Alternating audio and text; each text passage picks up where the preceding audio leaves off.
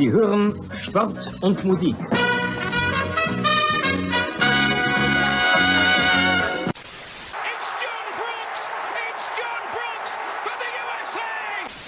Spiel ist aus! Deutschland ist Weltmeister! In a world where fans fight over whether to call it football, or soccer, two German men defy the odds and call it Fußball. Bringing you inside the German-American football experience. And now, here are your hosts, the Schnitzel Boys. Here we are, your hosts, the Schnitzel Boys. Both of them. We are your hosts, the Schnitzel Boys.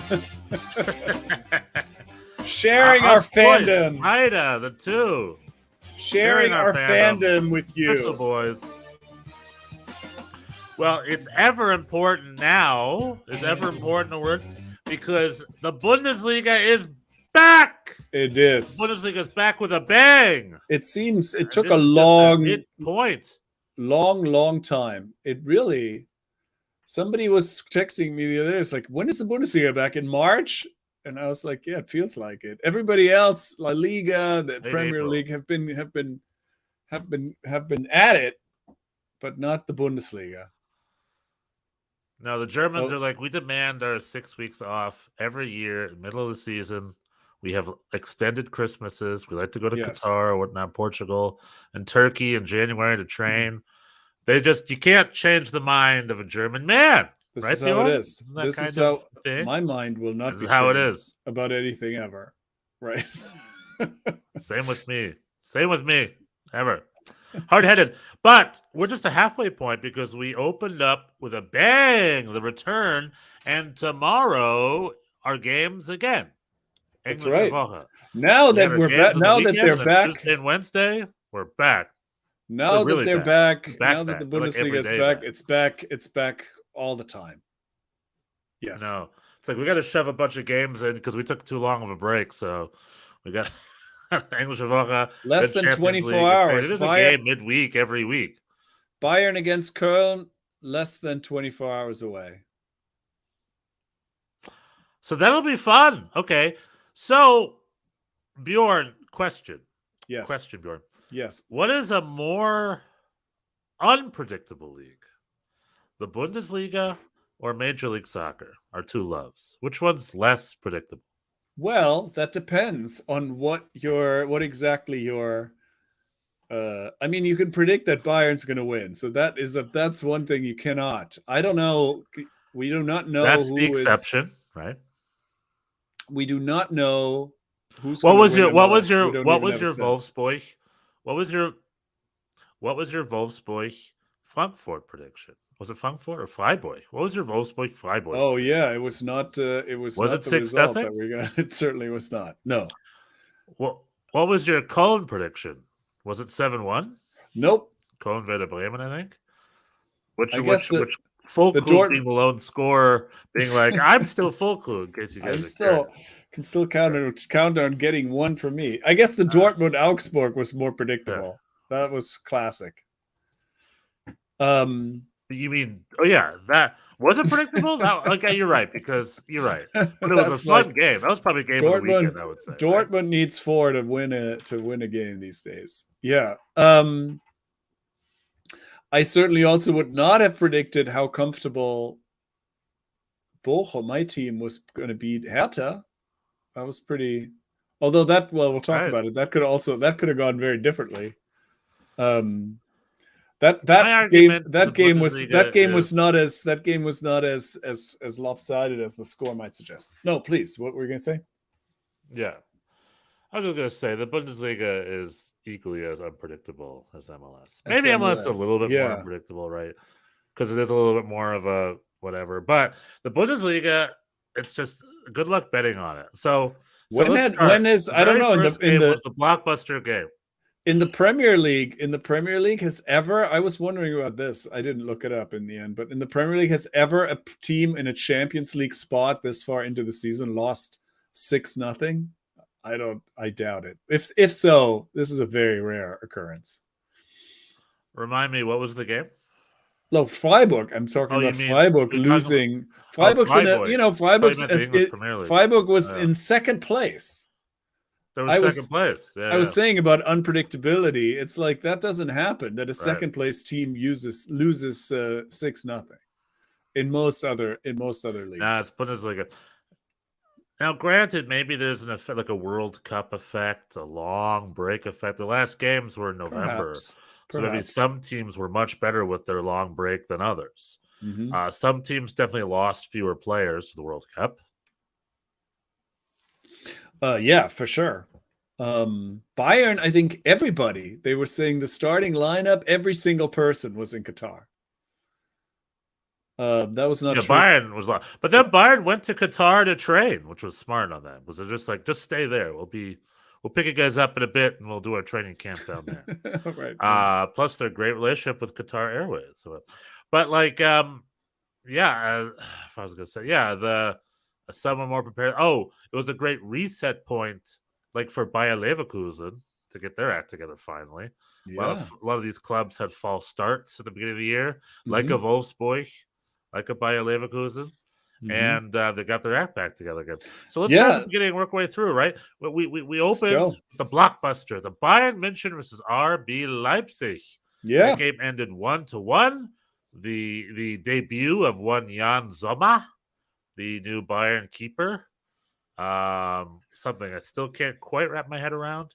But you want to he's maybe going to win a title finally in his career. He's going to win a title finally in his career. He is 34. He ain't no spring chicken, so it might be a way for him to play for Bayern München real quick, get a title before he retires once. So maybe that I can understand. It was. You know what this game did? Last week, I was kind of put to shame from one of our listeners, Tara Devi West, a huge RB Leipzig fan, who clearly knows way more about the club than I do, which is that's fine. Appropriate. Fans do. And she was just left and right. And I was just like, I have to Google it. I was just a little out of the loop, maybe more out of the loop than I should have been. And I'll tell you, RB Leipzig does, because she mentioned, aren't RB Leipzig built to win the Bundesliga? And I agree they are. And their squad is deeper than I realized, right? Because without Christopher Nkunku and Timo Werner, the injury, they still had Andre Silva, who's the Eintracht Frankfurt super scorer from last year, 2 years ago. So they could handle two injuries like that without losing too much quality and still matching Bayern München. Now, granted, Timo Werner did come off the bench, so he is coming back from his injury. But kudos to RB Leipzig for having a pretty deep squad. The one weakling, I would say, a guy I've never had too much faith in, is Emil Forsberg. I think on RB Leipzig, he was a good player, but remember how you had that great quote after the World Cup where you said, like, for U.S. fans, Christian Pulisic is not the guy. He's good, but he's not Leo Messi good. I kind of have those vibes with Emil Forsberg and RB Leipzig. I remember when Jesse Marsch leaned on him a lot, really got nothing from him. And this game today, we saw that where like Emil Forsberg's there, he's confident, he's the number 9 or the number 10 or whatever he is. But like he lost the ball almost constantly, and he's really just like, you could tell there was a class of players on that field, and he was a step below the class of the rest of the players. That's what I saw. Yeah. No, I agree with you. I think, it felt a little bit like Forsberg was a step slow. Also, I think the Bayern backline looked like they had just met, which they really did. Jan Sommer is new, and I don't think they started that particular lineup. But then Leipzig brought Timo Werner off the bench. They have a good squad, and they look good in the second half. In the first half, they were, I think, lucky to not fall further behind. But then in the second half, they really did well. They did well to come back. And it was not a great game, I thought, overall. Like, it felt a little bit like, it didn't quite live up to the billing. It did seem like everybody's a little rusty. Yeah, I think the second half was a lot more exciting than the first half. It opened up after the goals. Konrad Leimer, who played for RB Leipzig, we have this weird thing where he played against his future his employers. Future club, yeah. You know, when Bayern München plays against other good clubs, half of the time one of the players is about to sign for the guy, for the government. So it's always fun for me to see that. And I guess Konrad Leimer, he played well, but he almost played safe. I wonder if he played in a weird. I wonder what kind of mind space that is. Because it's like you are playing well, but you also don't want to do too well against your future. And you don't want to hurt yourself. Maybe. Am I wrong? Yeah, I don't know. I don't know that I notice it, but that is a weird thing, right? In American sports, that doesn't happen. If you get traded, you get traded right then. Not or if they tell you like, oh, you're going to this other yeah. team, then that's it. You're not playing for the other. That is a peculiar thing in soccer where it's like, oh yeah, you signed a contract for next year, but you're still with us until then. Yeah. And in Germany, it seems like they do that well more in advance than most other places, right? A lot of players sign are like there's pre-contracts. But by January, it's like been in the rumors for 2 months, then they're signed. You know what I mean? Yeah. Like it's upwards of 8 to 9 months where these players know they're moving on. So that was a fun little aspect of that game with Konrad Leimer and his future employers. But overall, RB Leipzig at home, they did the high press. They got a point. They slowed down mighty Bayern. You know, and RB Leipzig does have a roster to win it, maybe. They're without Gulashi, you know, which I think is showing. The keeper in the back. But other than that, they're a pretty deep squad. So 1-1 game to get it started. That was the Bayern. Thomas Muller coming off the bench, which I think is more his role. He's the 12th man, the coming off the bench guy. I also thought it was funny that the entire Bayern München attack was all German.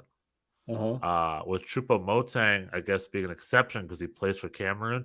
But Choupo-Moting is a born and raised German. Like, he's a German dude. He could have played for Germany.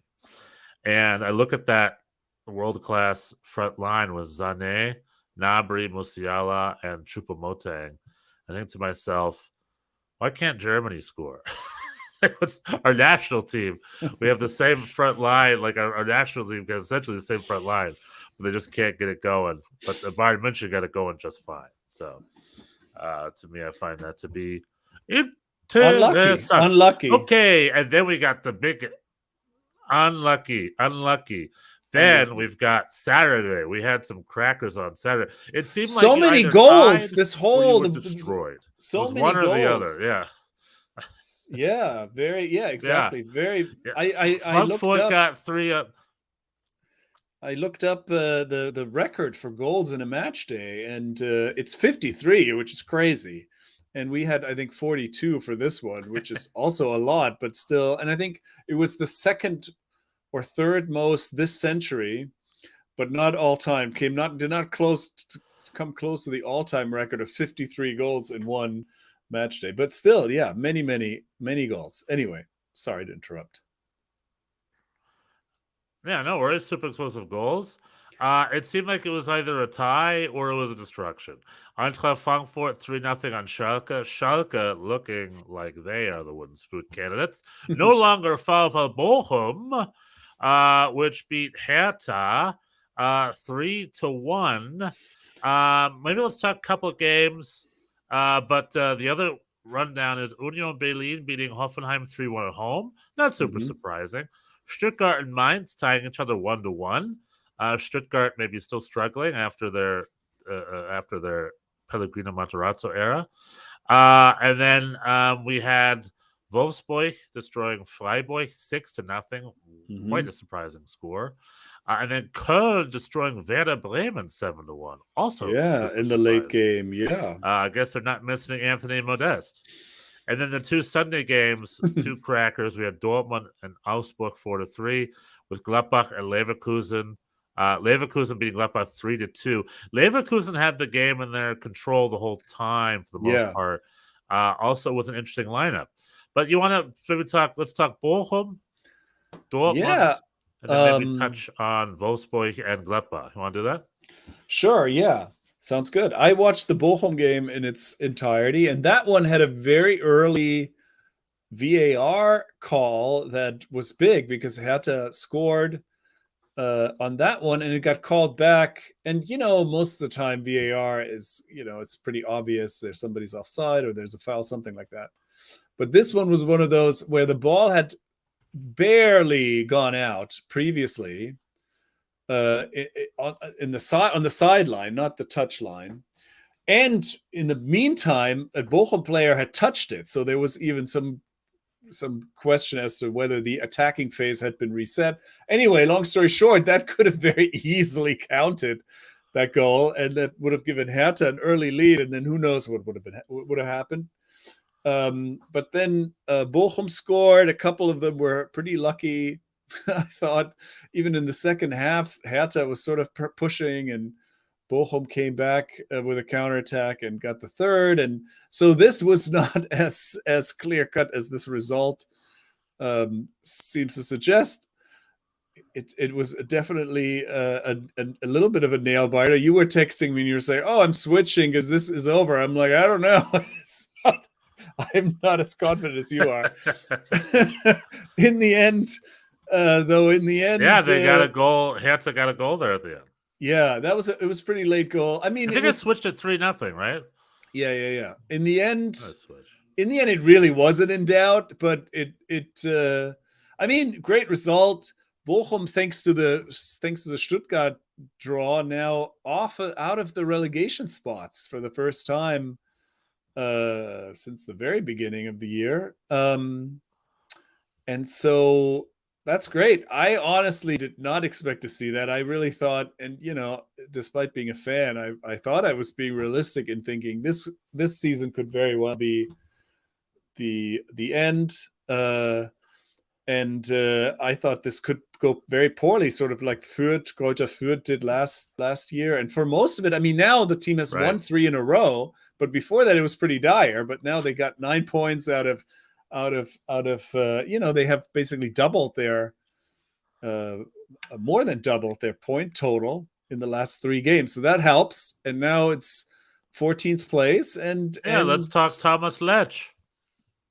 Yeah, I mean, he did well, and the on the commentator.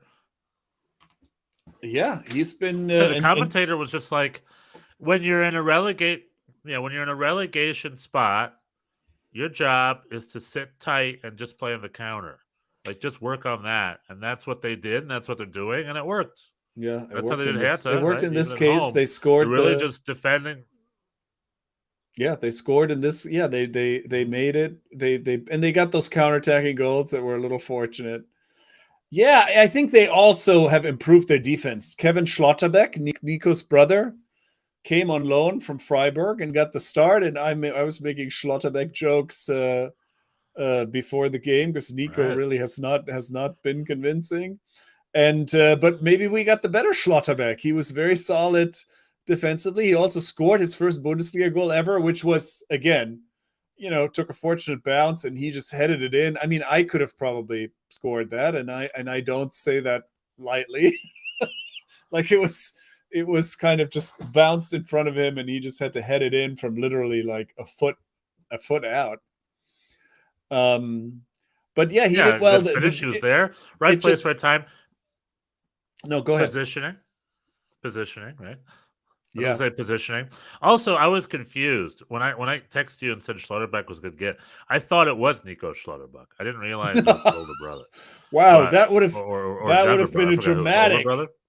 That would have been a dramatic fall. I was gonna say for Nico, he goes from starting in the World Cup to going alone. That's what I was hoping.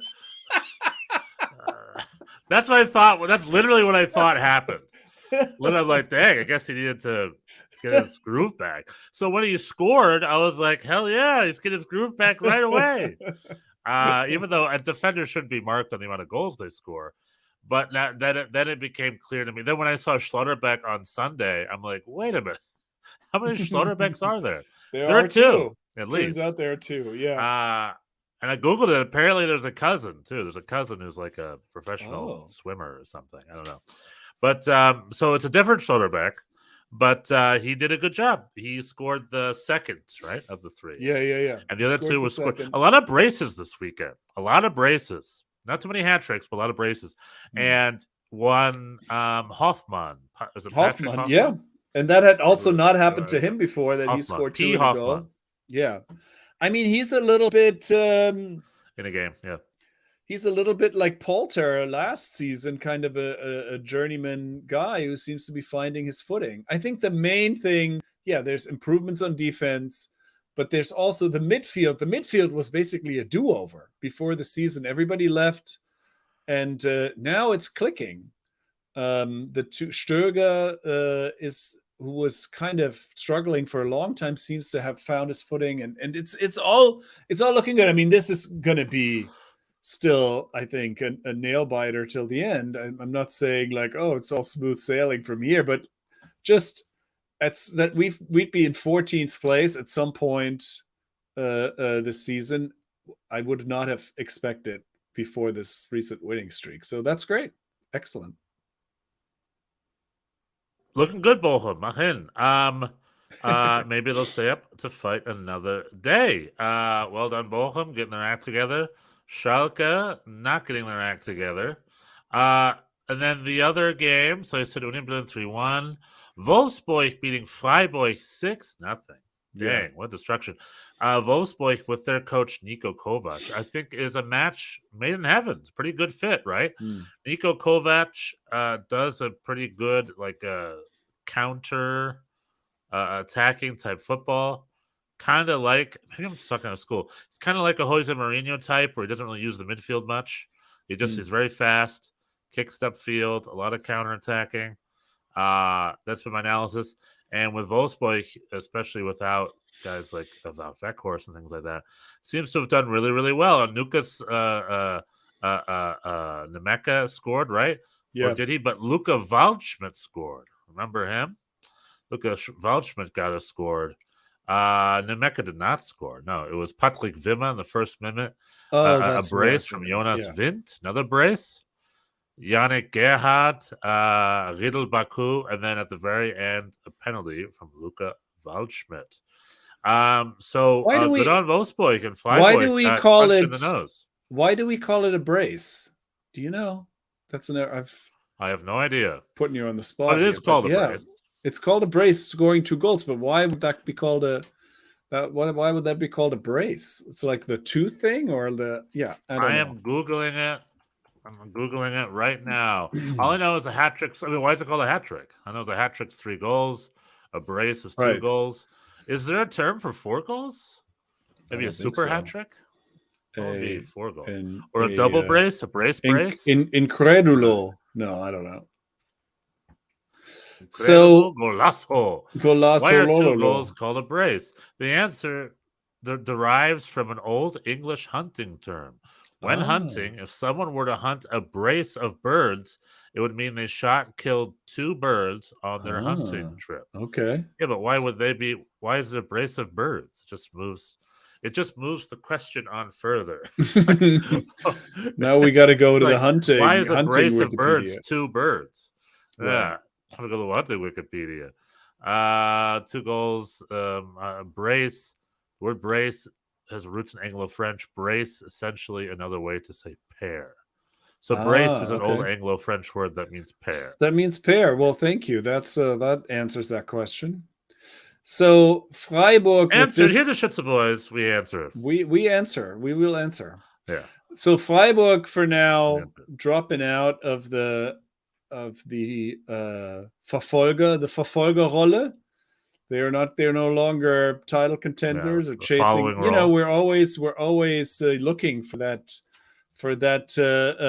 team to challenge Bayern and Freiburg. I mean, we knew they weren't gonna, right? They weren't second, but come on, we knew that wasn't gonna last. They were just hanging out. And now it's maybe the Champions League. Well, Freiburg destroyed. Eintracht Frankfurt won 3-0. Freiburg and Frankfurt are playing on Wednesday. Well, because now Frankfurt all of a sudden is the new candidate for. They're in second place, and now we put our hopes in. now we're gonna hype them up. I'm gonna make a German phrase here. Okay. So in Germany, language is built like mathematics. You cut and add and subtract, blah blah.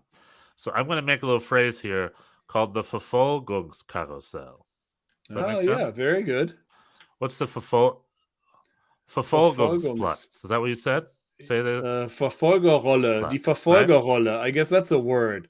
Like if you're, it's sort of, it's a little bit like, it's sort of the German, it's a version of underdog, right? Like for German, it's not exactly the word for underdog in German, but it's like, yeah, the team with the Verfolgerrolle. You're like, your role is to be the chasing, the chaser, not the chasee. Right. Like Bayern are the team that everybody's chasing. And if you're, and so, yeah, Verfolger Carousel, I like it very much because we've had a revolving door of these teams that we thought could contend. You know, we Union Berlin led the league for a while. Yeah, Freiburg was second. So Leipzig, we thought on paper was good, but took a while to get going. Dortmund, you know, they don't defend. Dortmund's supposed to be that. Yeah. And now we got Eintracht Frankfurt. They're up in the Verfolgungskarussell. Yeah, I like it. There's a Verfolgungskarussell. Does that make sense? Or Verfolger. Right? I would say Verfolger. No? Verfolger is some. Yeah, I don't know what the English carousel. That's the person. That's somebody chasing. The chasers carousel. Carousel of the chasers. The team that keeps them honest. Eintracht Frankfurt, you're up. Yeah. So welcome. You're the front of the carousel. Yeah, but then we had Köln on Werder again. Where'd that come from? Werder Bremen had such a good season coming from the Bundesliga 5. Yeah. Between Schalke and Werder was doing it right? Werder was like, we're back. We're only down for 1 year. We're back and we're back. Where Schalke is like, we're back, but are we back? I think we're going to go right back down again. But Werder Bremen got punched in the nose 7-1 from Köln again. Oh, man, the destructions continue. Köln ruined their goal differential in one game. Yeah. One game. Stefan Tigges with a brace. Elia Shakiri with a brace. I'm telling you, we got braces. No hat tricks. We got braces all over this weekend. Braces of birds and other things. Braces. Birds. Marco Friedl own goal. And the lone goal from Werder Bremen coming from Niklas Füllkrug, who's like, hey, man, I can still score. I'm still number 9, okay? I'm still German number 9 around here. Sorry about my team, but I know how to do it. So good on for Köln, and Köln have Bayern next. So what a great bout of confidence before they're going into what it could be their toughest game of the season as they travel to München. Less than 24 hours away. Tomorrow morning, bright and early, 11:30 a.m. Western, 2:30 p.m. Eastern. Yeah, and at what can be that's supposed to be 6:30 or 8:30 p.m. in Germany. 8:30 Germany, yeah, 8:30. But I think 8:30, right? Yeah, late night. They're going to be in the stadium till 11 p.m. at least. That's crazy. Bayern München hosting Köln. That'll be a fun game though. They might get beaten 7-1. Like you said, probably that's the Bundesliga, baby. But like you said with Bochum and Hertha, there's that every game, not every game, but in soccer, a lot of times very early, there's that sliding doors moment, you know, like with USA Holland. If Pulisic finished it, maybe it would have been a totally different game. And if Hertha got that VAR decision called in their favor, then it would have been a totally different game. You know what I mean? Sometimes it goes one way or the other. And this one went one way, which led to it being 7-1. But if it went another way, they would have lost 7-1. Who knows? It's soccer can be a cruel, cruel sport that way. Yeah, and goals really fun games on Sunday. Yeah. Goals change games and hearts and minds. All right, Sunday we had Dortmund versus Augsburg, which was quite a cracker of a game. To me, that was game of the weekend. What a great game! You watched the Dortmund Augsburg game, right? I did. Yeah, I didn't love it as much as you did, but please go ahead. Why? Why did you not like it? No, I mean it was an exciting game. I just get, most people are like, oh, 7 goals, what an exciting.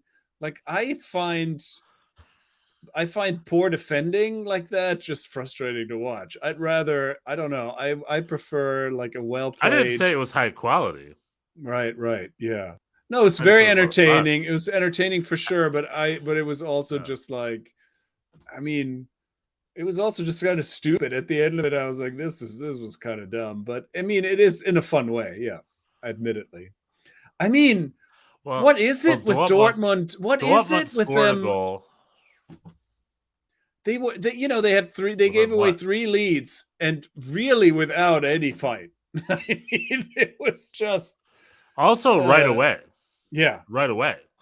Every time Dortmund scored, Augsburg scored back almost instantly, and it was so fun for me. That's what I loved about it so much. It was in Dortmund, in front of the yellow wall. Augsburg are a little team that could. They're having a pretty decent little season, and they're not in the hole, I don't think, or at least they're above. They're where are they right now? They're like they're on the 16th or 15th place. Like 15th place. They're now 15th above Stuttgart, Hertha, and Bochum Schalke. Bochum now. Yeah. You know, they're behind us, so they're not doing that great. Yeah. Bochum and Augsburg are sitting atop above Stuttgart, Hertha, and Schalke. The old clubs are struggling. Anyway, but every time Dortmund scored, Augsburg came right back with just like they put a little can-do attitude, and they put a little bit more pressure on than usual, and they made it through. Because Borussia Dortmund's defense is like a hot knife through butter. I mean we're crying out loud. You have Hummels and Nico Schlotterbeck, you know, oldie, Mr. Old and Mr. Mistake, sitting there in the back, and there was plenty of mistakes. And they just, like, there was that one goal where the number 9 was in between the two of them, and then Augsburg just put it forward, and he ran in and kicked it. And I'm like, why aren't the defenders defending that guy? Just like letting him be between them and run for balls while the two of them look at each other. You know, it's a little the defending at Dortmund could be better. They're like very much on like the high press. But could it though? On the other hand, it's been like this for like almost 2 years now. Like, so we always say like it could be better. I mean, hypothetically, maybe... I'm not saying the players they have can be better. I'm saying Borussia Dortmund's defense with their budget can be better. All their young whippersnappers up top scoring goals, like that guy Simon. His name is Giddies, but I kept thinking of kitties, like cats. Kitties scoring a brace, right? Or did he score only one? How many braces did we have? That one have a brace too. Everybody's got a brace. Nah, Kittens only scored one. Nico Schlotterbeck scored one. So he got one after he gave up the equalizer with a really terrible mistake. Then he scored it. He scored at the other end and did like the muscle celebration. I was like, yeah, don't get too excited, man. Like, I fix my mistakes. I may have mistakes, but I correct them sometimes. And then Jude Bellingham with a great goal up top to get started. That dude's got real talent. But there's only one goal that really mattered in this game, Bjorn. Oh, here we go. Gio is back. Gio, baby, came off the bench and played some really fun, exciting, quick-ass soccer because he's a quality soccer player. Made in the USA. And he came off the bench and he scored quite a cool little volley of the other box to give the winner. And thank God Borussia Dortmund was like, all right, guys, defend. Don't let them hit back immediately like the last 3 times. And they did it. Borussia Dortmund were able to hold it. And the end of that game was so crazy. Reina had a one-on-one with the keeper. One of the other players hit the post. And then Mats Hummels, at the very end of the game, Mats Hummels just by himself running along the field with the ball, like one-on-oneing with the keeper. And I'm just like, what the hell? Why is this Mats Hummels?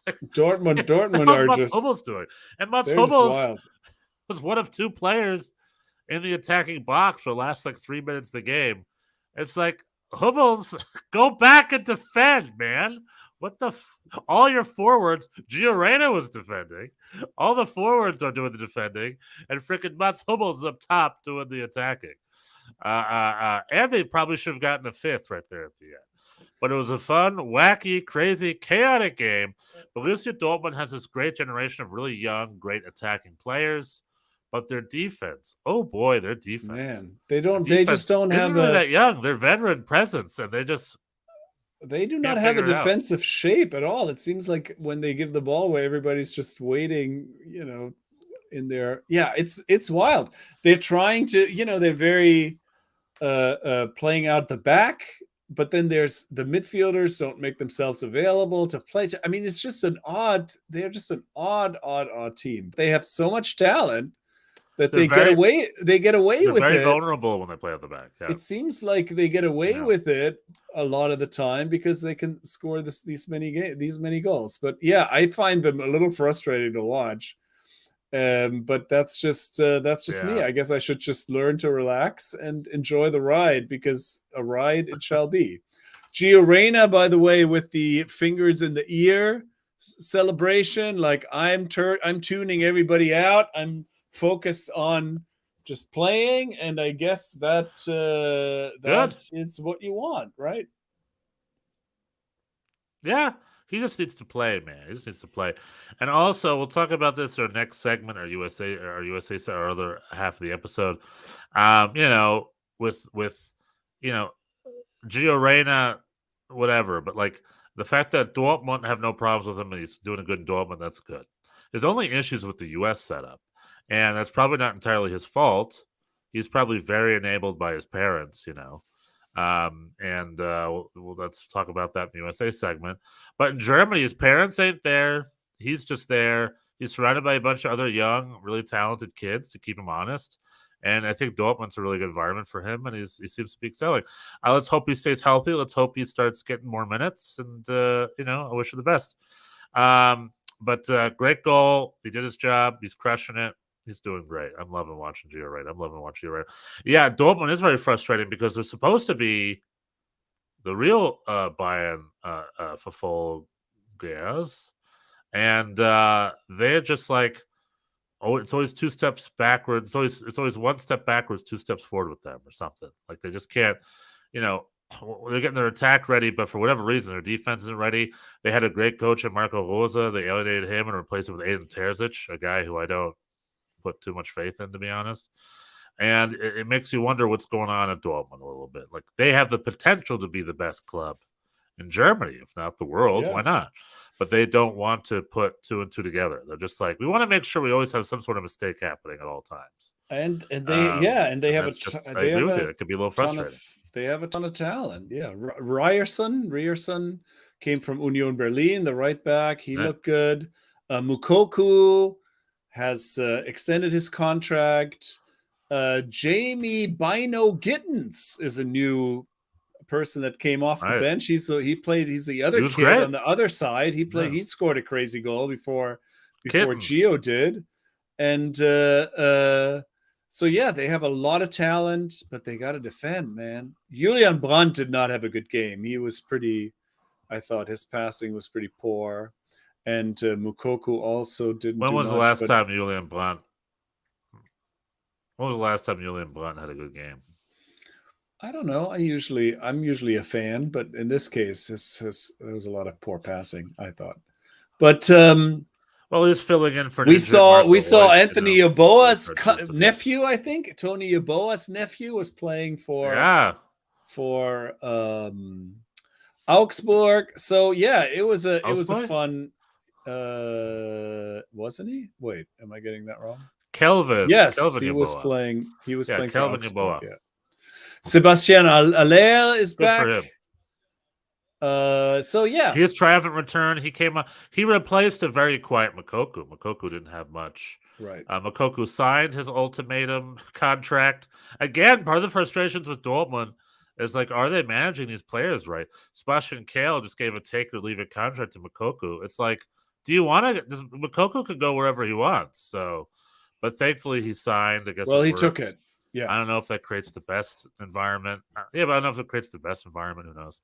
But Mukoku had a very quiet game, and then he was replaced by Sebastian Haller, who got a big ovation. And Haller, I thought, had a pretty decent game, a good showing for a guy.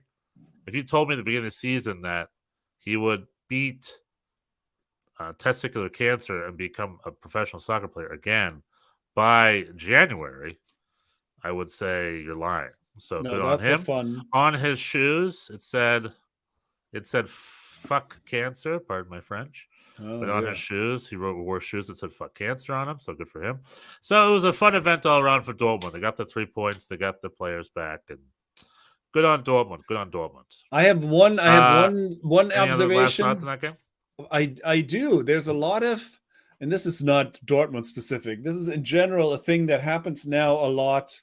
Where players do this to hype up. They sort of wave their arms to hype up the crowd. Did that. Yeah. Bellingham does that very Bellingham often. did Some that. other, it's not just a soccer thing. In tennis, this happens more now than it was. And maybe I'm just turning into a cranky old man, but like I don't like that. This is not for you. It's not for you to decide. As a fan, I'm going to react the way I want to react. You're not conducting me. I'm like, if you want me to get excited, then do something exciting. Don't wave your arms around. I will scream and go nuts for a good tackle or for a great pass or whatever. But I don't know. Don't do that. I think that's my opinion. Well, they need help. They're saying we feed off your energy. Help us out. Let's get this going. Yeah, but I agree it makes no sense. They should just be playing soccer, but I don't know. It's a relationship between the players and the fans. So, like, you see it a lot when it's like 1-0 or something, and at the end the player has the ball on a corner kick. He's in front of his home fans, and he'll do this. He'll be like, come on, get us, let's go. In basketball, it's called. In basketball, they yell defense. Right. In the NBA, there's defense. constant. Yeah, exactly. This is not a thing. And that's kind of the soccer version of that. The soccer version of that is like, come on, we're a little tired. Give us a little more adrenaline to finish it out. Yeah, it's But I enjoy famous case, but this is what I enjoy about soccer. That there's very enthusiastic support in soccer compared to other sports, but it's usually self-generated. And I don't like also this trend, and you see this really in Germany. Even I think more so than in England, for example, of the like really just sort of nonstop, like the fans just go through their like litany of songs or whatever, and it really has nothing necessarily to do with the game. And I don't like that either. I think it is nice when there's ebbs and flows and people react to what's going on the field, and the energy is earned. Like there's people are loud because something's happening, not because like, oh, this is what we're supposed to be doing. Anyway, that's my old man what do you fan rant. No, I agree with that. What do you think about hype men? Some clubs have hype men. When I was at Mainz, they had a hype man. I hate those too. People that stand with their back to the game and they like have a megaphone, and I hate that's a different thing. Wait, what? Oh, you mean like on the field? Yeah. No, you're right. I hate those guys. Yeah, on the field. Two things. I think you're talking about like fan leaders, like the those people capos, are like psychopaths. I 100%. The capos, they're the back of the game. They're like, say, like, I'm just like, shut. What the? It's like, sit down and watch the game. So like, happy. Like you said, let's just watch the game. That's weird. A hype man is a guy on the field who works for the club with a microphone running around. He's like, West Stand, let's hear your noise. Okay, East Stand, can you beat West Stand? And then he's running around with a microphone. He did it before at Mainz. He did it before the game. He did it during the game. He did it after the game. Excuse me, during the halftime. He did it after the game. Yeah. And I think LA Galaxy has a hype man too. Yeah, they exist. I guess there's. But this is. They had like some DJ. Right, but this happens. But this doesn't happen during the game, right? Like this is before, right? No. Yeah, no. I mean, I don't necessarily care. No. I don't love that. I don't love that either. But I guess it's just sort of part of the. I guess it depends. In that case, I think, it's like it's a subtle thing. You can, you have to sort of read the room a little bit. I think if it's well done, I guess it could be okay. But if people are bad at it, then it's bad. Like, remember, like the thing I'll never understand the singing. Yeah. The thing that most comes to mind singing, because I was watching USA Netherlands. Let me just say this real quick. I was watching USA Netherlands at a bar, and it was packed, and they were banging their drums and singing like they were winning. the entire 90 minutes. And I'm like, yo, we're losing, morons. We sit there and we watch the game and we feel the game. I'm not some like propaganda machine where it's like everything is fine all the time. I'm just here to sing and dance, really. Yeah. I'm actually here to watch the soccer game. And when we're winning, it's great. When we're losing, it's not great. And I'm not going to pretend like it's fine. So, like, the whole time, it was like, bang, bang, we're going to win. We're down by a goal. Oh, the boys are coming. We're coming back. It's like, no, we're not coming back.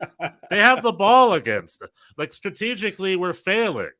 You know what I mean? I'm just like, what the fuck? What the heck is this? Yeah. I wanted to watch that game. I'd read, like, you see those great footage of those guys in Kansas City, you know? You know, whenever they show a U.S. soccer game, it always cuts that giant bar in Kansas City where it's just a large commons area when everyone hangs out and watches the game. That's how I want to watch it.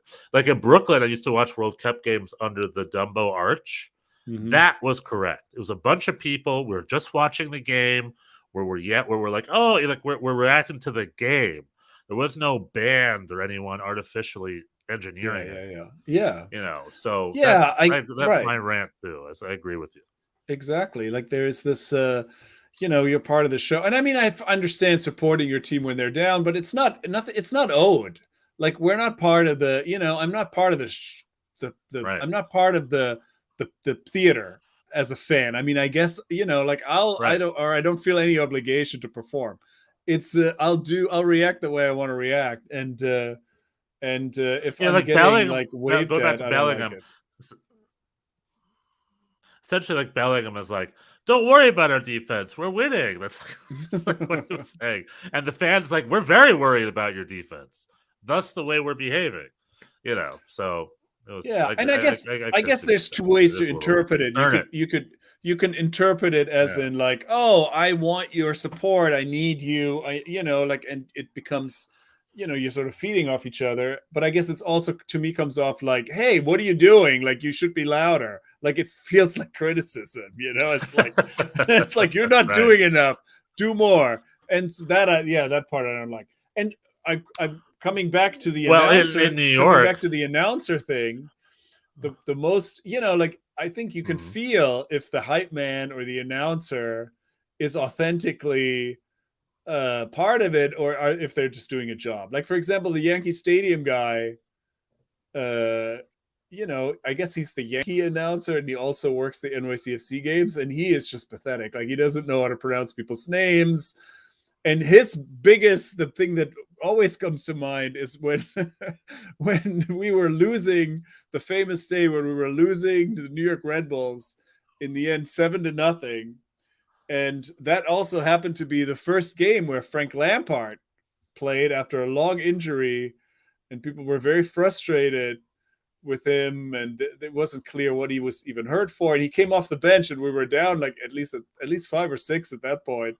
And the announcer introduced him as Super Frank Lampard, and there was just a cascade of boos like raining down. There's like footage of this. I found this a couple days ago to send to somebody, where people are just went nuts. And I think that the announcer's partly to blame. Like, you did not need to say Super Frank at that point. There was nothing super about that situation, and people were not. The fans are being super frank with their response. They were like very frank. Honest. Yes. Hey-o. Oh, good one. Yeah. No. Very nice. No. Like, true. Anyway, that was my little... But I mean, a side thing. I'm a performer too, you know. And when you're on the subway in New York, and then the people are dancing or doing stuff, they demand that you clap at them. They're like, clapping is free, cheering for us. They demand that we enjoy their performance. And I'm just like, that's not how this works. I didn't ask you to be here. You're shoving yourself in my face. Yeah. Imagine if I went, you know, when I do my shows, they come, they choose to be there. And if they don't like it, I can't be like, pretend like you like it. Like, I can't say that. They're communicating to me how they feel, and that's on me. I have to make sure they like it because that's my job. So, anyway, and you can also, and you can feel, and you can, as a performer, you can feel the difference between, you know, somebody like your friend being, you know, indulging you versus somebody actually liking. Right. Yeah. a stranger enjoying themselves. 100%, which is the best. Okay, so back to so with that being said, Jude Bellingham, you're playing well, but don't get let the crowd, this is not. to you, so I don't mean to pin this on Jude Bellingham. This is a widespread phenomenon. This is not on him. This is many. He's people. The guy who did it though, and you brought it up. So. In this particular, that's all what right. The other game was Leverkusen. Yeah. Leverkusen beat Gladbach with their bench. Most of the starters were benched, and most of the bench ones were starting, and they did well. A 3-2 win for Leverkusen. We'll see if that's a message that their players aren't good enough, which could very well be true. And Xabi Alonso has picked a younger, more hungrier batch of players to play, and they beat Gladbach 3-2. Gladbach with their brand new, younger Swiss goalkeeper, new and improved. Yeah.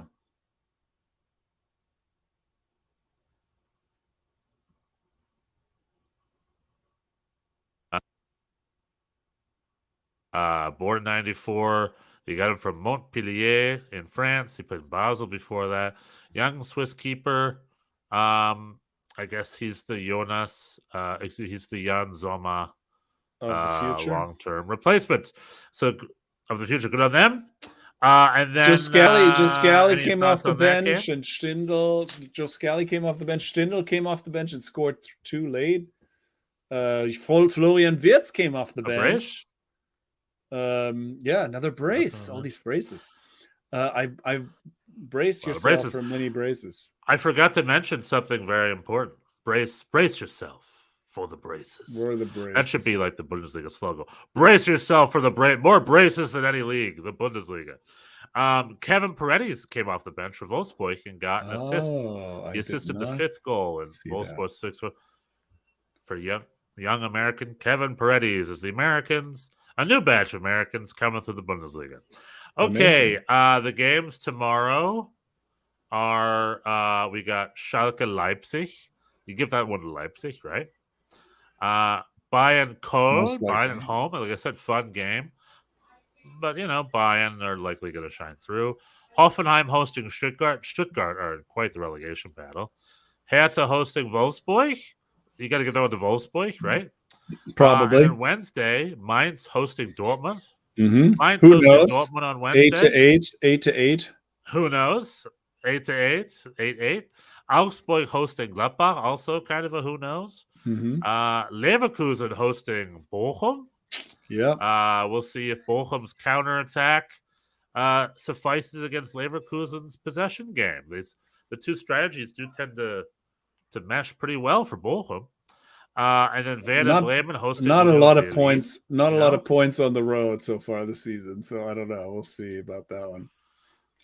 Freiburg Frankfurt is the big one. Leverkusen, maybe a tie. Oh, that'd be amazing. That's the last one.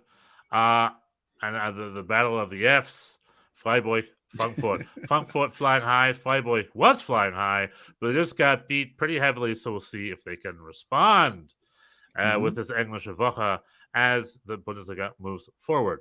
I believe we have one more quick topic to talk about. Do you have any other thoughts on the Bundesliga games? Do you mean the Tapalovic situation?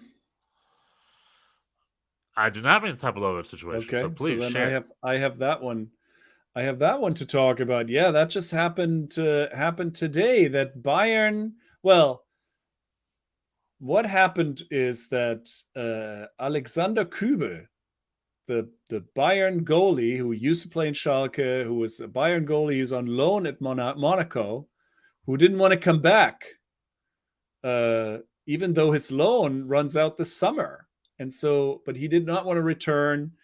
And he was on the Sportstudio on Saturday, and I saw that clip, and he kind of explained himself, or a little bit. I mean, he was very diplomatic. He's a charming guy. It's a very nice interview where he talks about how Monaco was good for him, and he's developed as a goalie and also as a human, playing in France. He's made new friends, and is a good thing. But really, the bombshell of this was that he was saying how Toni Tapalovic is the goalie coach at Bayern, and he's a friend of friend of Manuel Neuer's. He was the best man at his wedding, and he's been with Neuer since the Schalke days. And Manuel Neuer has made it always a condition of his being at Bayern that this Toni is the goalie coach, and so during this interview at Sportstudio, Kübel said that, you know,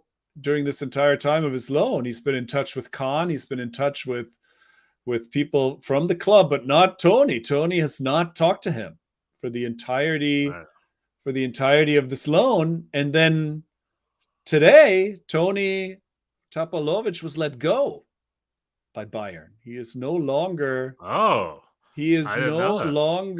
the coach. And so this is all kind of, I mean, you know, whatever. He clearly, he was not, people were saying like, oh, this is not because of this interview. This was already in the works. Apparently him and Nagelsmann did not get along. He was kind of demoted when he was under Hansi Flick. He was an assistant. And now then under Nagelsmann, he was kind of demoted again to just goalie coach. And now he's been let go, and he posted a lot of pictures on Instagram, but none of them with Nagelsmann. So clearly the two of them did not get along. But I guess this also has some implications, right? About you know, what is going on? What's going to happen with Manuel Neuer? Is he coming back? Is he? I mean, this is definitely, if he does come back, he's coming back to a different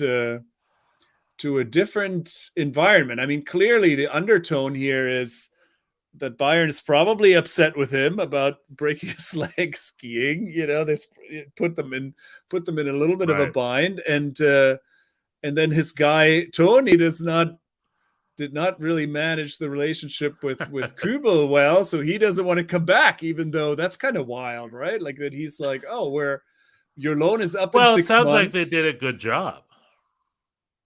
They did it. Like, who did a good job? Yeah, he mentioned it. Kobel mentioned he hated Toni What's-His-Face a couple months ago, which is why they had to get because what was supposed to happen is that Manuel Neuer, when he got injured, was they were going to recall Nübel from Monaco to finish the season. And this was like a month ago or whatever. His name is Nübel, right? I keep saying Kübel. I'm sorry. Nübel. Or is it? No, it's Nübel. Alexander Nübel, right? I think it's Nübel. Yeah. And he said no. He's like, I don't want to go back. I'm happy at Monaco. And that was very telling. I think his time at Bayern was done. And I think in the article I read, they mentioned there was tension between him and the goalkeeper coach. Right. But it seems like with this further development, with them getting rid of, so maybe that's why it was in the works for them to get rid of him, because they're like, Tony's just causing a lot of problems. It's like, we need to get rid of the guy. And it sounds like he was just a buddy from Neuer. It was just one of those classic soccer nepotism hires, right? I mean, I think he brought his blood with him. I don't know. I think it's unfair. Well, at the very beginning, it's unfair to say that, because I think I mean, I think he is an accomplished guy. I think he's been around for many years, and he gets a lot of credit for some of Neuer's development and reimagining the position. Like, I don't think this is like an Entourage situation where it's like his cousin getting a job or something. I think he has some real chops. I think that's misrepresenting it. But at this point, no, sure, but okay. But then if I'm a goalkeeper, if your job, Bjorn, if you're the goalkeeper coach and you have the hottest, youngest future German goalkeeper on your books, he's on loan at Monaco. Why are you not returning his calls? Yeah, no, I think there's clearly and your job as goalkeeper coach. And Nagelsmann was saying things in his press conference about, all the coaches have their responsibilities, and they have their. I think he was sort of implying that Toni was not staying in his lane, that he was really just more looking out for Neuer and not as much looking out for Bayern at this point. And and so now he's gone. But then that's what I'm saying. When Neuer comes back, he's going to be 37. Jan Sommer is going to be on the books. Then Nübel's loan is going to run out, and he was very sort of diplomatic in Sportstudio, who said, well, he definitely wants to play. He's not coming back to anywhere to be the backup, but then he still wants to be the Bayern goalie at some point. So, unclear what is going to happen, but it's definitely something to watch. What is going to go? What's going to happen? It seems like it's not as clear cut that Neuer is going to come back and be the number one again. I don't know. There's some question marks. Well, yeah, I remember when Nubel was first signed, they said Bayern München promised him a game a month, right? I was like, you'll play the cup games up.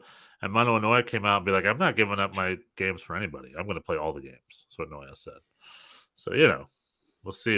So it's maybe a long-standing... Neuer's got an ego. He's the worst German captain in history, in my opinion. Right.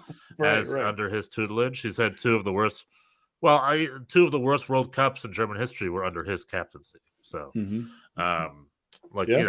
take that for what it's worth. Great goalkeeper, maybe a little bit of a diva off-site. We got Tom. We got one of our good friends here, Tom. Jan Sommer is so good, he coaches the keeper coaches. Is that true? Maybe. Jan Sommer is very good. I guess now he will. He will. There's no more. I guess now he has to. But if I'm Bayern München, if I'm Oliver Kahn specifically, which is an interesting wrinkle to this, because Oliver Kahn is the executive director, whatever his job is, the sport director. And if I'm goalkeeper coach, I answer to him. And who's Oliver Kahn? Some schlub? No, he's one of the best goalkeepers. He's a goalkeeper, one of the best goalkeepers in Bayern and German history. Only played in one World Cup though. Yeah, but he was game of the tournament in that world. He was player of the tournament, not goalkeeper of the tournament. I know. Player of the tournament. I know I'm just playing. I'm sorry. Which I put out on TikTok. Follow us on TikTok. We got funny little TikToks if you're a fan. The TikTok nonsense there. But the TikTok stuff, I shouldn't have called it nonsense. The TikTok successful stuff. Stand behind it. Anyway. Yeah. but if I'm Bayern München, sign a really good, old, hard-headed professional goalkeeper coach, right? Just a guy who does his job, And if Manuel Neuer has a problem with it, being tough. This is your goalkeeper coach, Right. Well, I think the point of the whole thing is, who cares who the goalkeeper coach at Bayern is? I'm just saying, Manuel Neuer, his status has taken a hit during this whole thing. He used to, bring his pals along and pick who his coach is and tell Nubel how much playing he's going to do, etc. And that just does not seem to be the case anymore. It seems like when he's going to come back, he's going to find himself in a little bit of a different position. Well, I think they did light a fire under his butt, and he does well with competition. And because after he broke his leg, he came back strong. Right, he was or not necessarily right away, but he after you mean the previous. So we'll injury, see. We'll see what happens. Yeah. But he's 30. He's going to be 37. Cool. Anyway, what was the other thing you wanted to say? It is this thing that I am sharing right now. All right.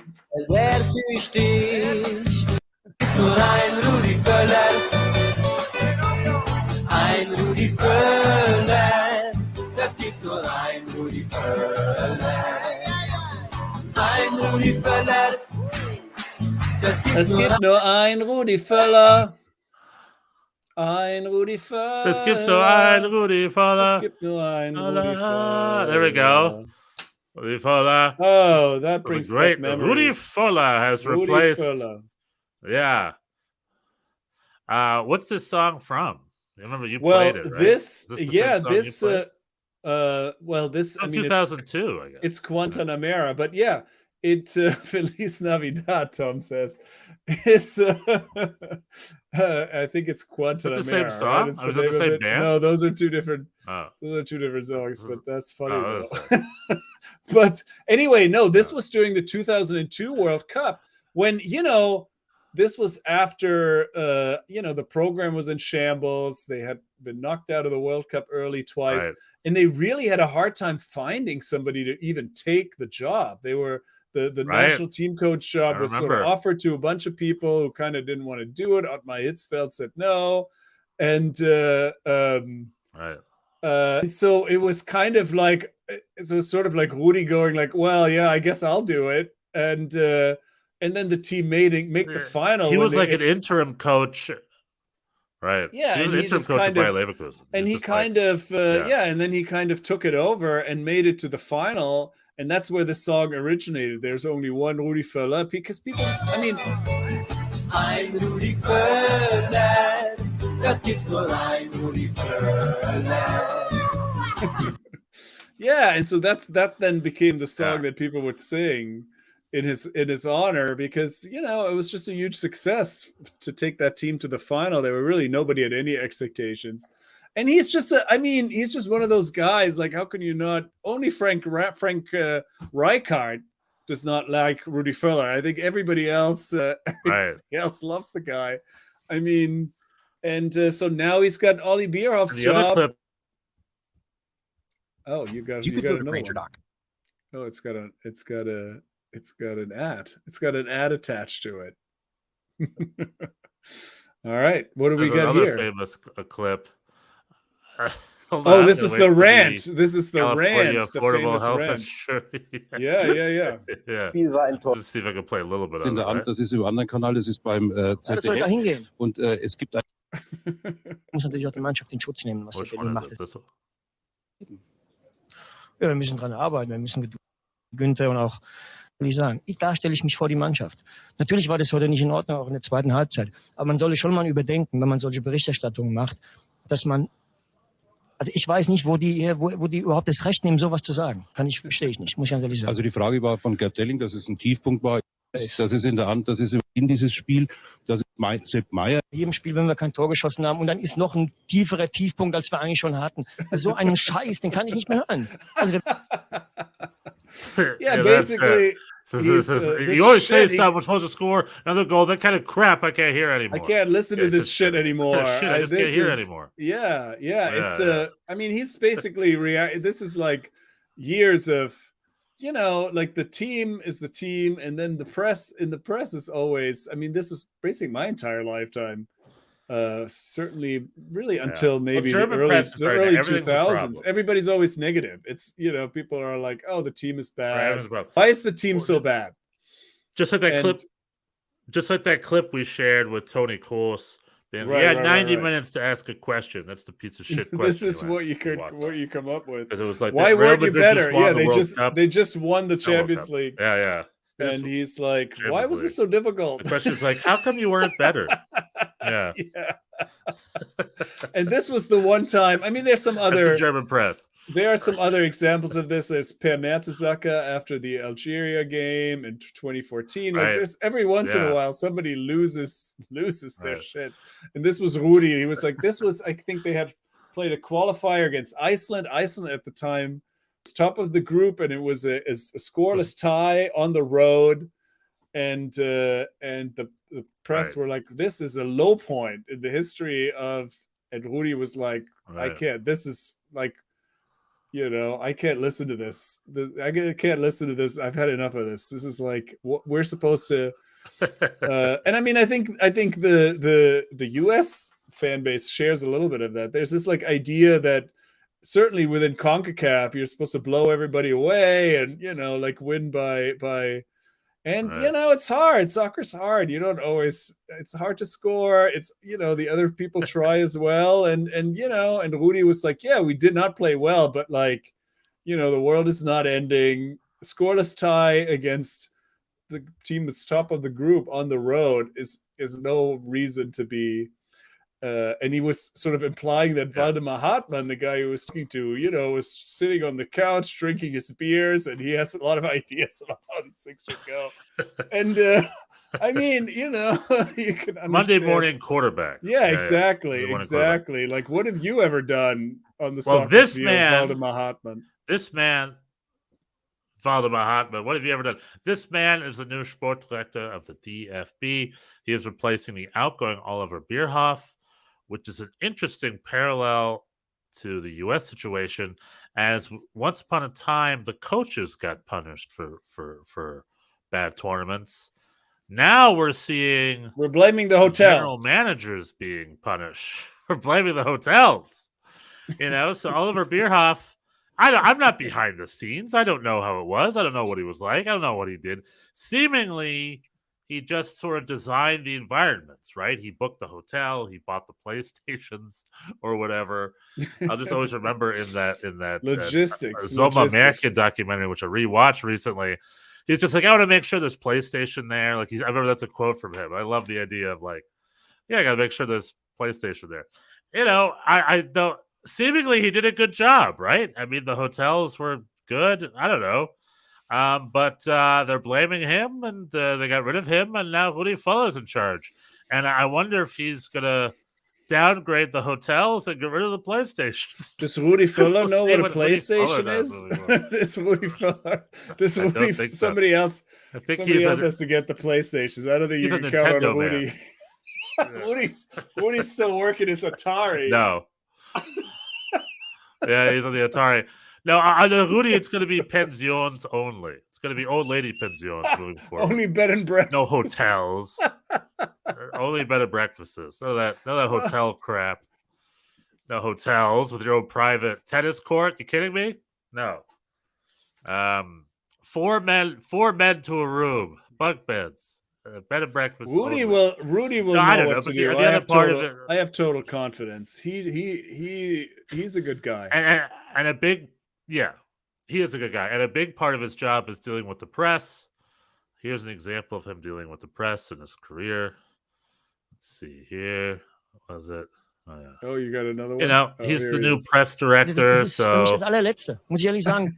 Den Beruf. Suchen Sie sich im Moment den falschen, Nein, ich suche mir genau den richtigen falschen Gegner aus.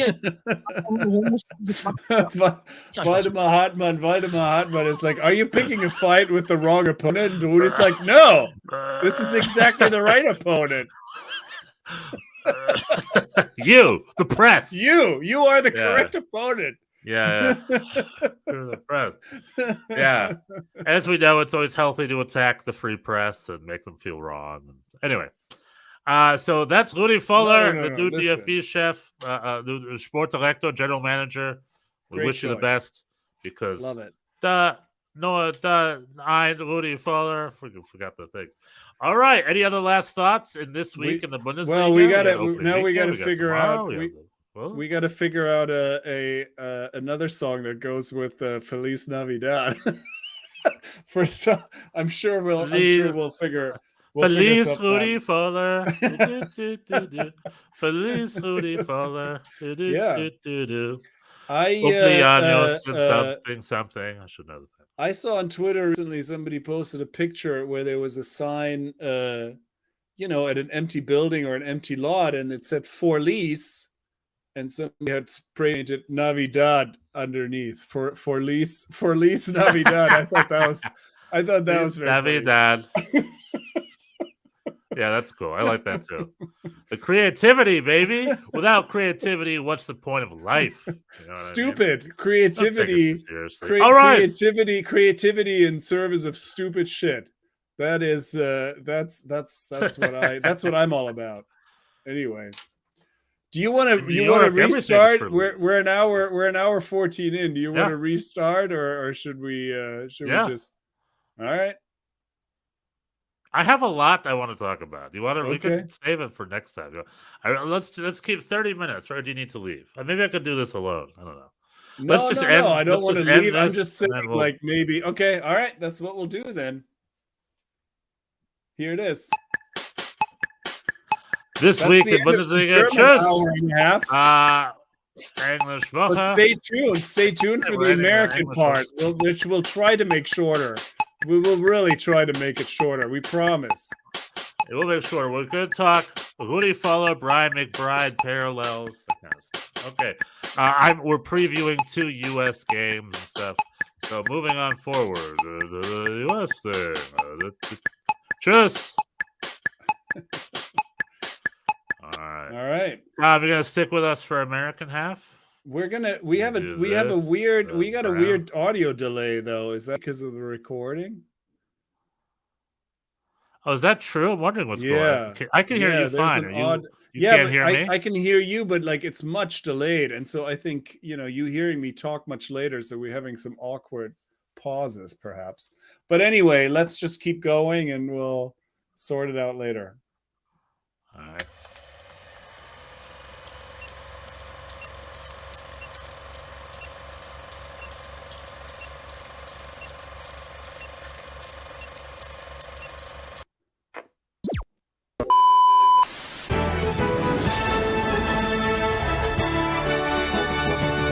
Sie hören Sport und Musik.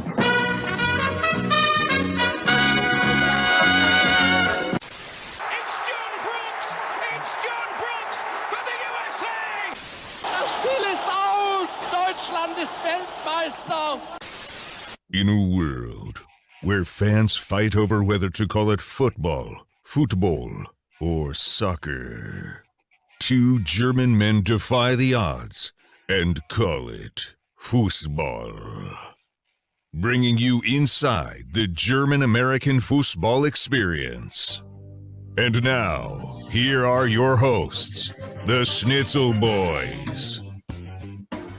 Here we are again. Yeah. American Hour. Bundesliga is back. But for those of you who are just, but we don't talk about that. We talk about for those of you that are tuning in for the American stuff. This is the hour. This is the hour. Right. The only thing I wanted to bring, I want to bring a couple things. We have 2 U.S. games. We have this bonkers MLS rule change, which leads on to a bigger discussion and a rant for me. And then we have the big news: Brian McBride out as the U.S. men's national team general manager. Much like Oliver Bierhoff being punished, now Brian McBride's getting a little punishment. Greg's still in flux, but clearly I think they're moving on with him. Somebody was tweeting. Now we'll never know what his job was.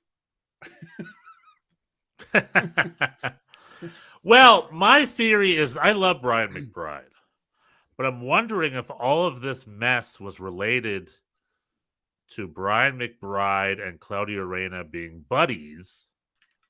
You know, we have this whole thing of small pond, right? A boys club.